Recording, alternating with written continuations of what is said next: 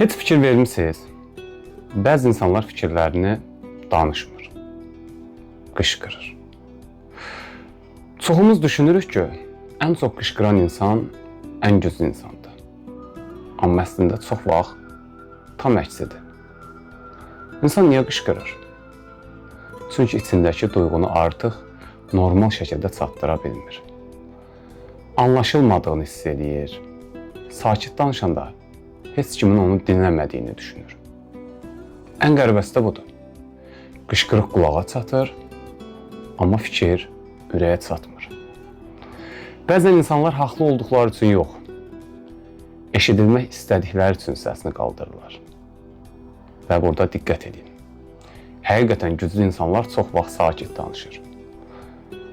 Səbəb nədir? Çünki özlərini sübut eləməyə ehtiyac duymurlar. Ən təhlükəli qəzəb isə qışqıran yox, su içində yığan insanın qəzəbidir.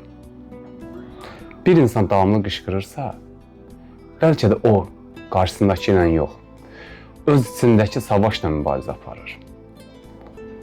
Ona görə növbəti dəfə biri qışqıranda sadəcə sözünə yox, içindəki hissə də qulaq asın. Çünki bəzi insanlar səsini yüksəldəndə əslində kömək istəyirlər.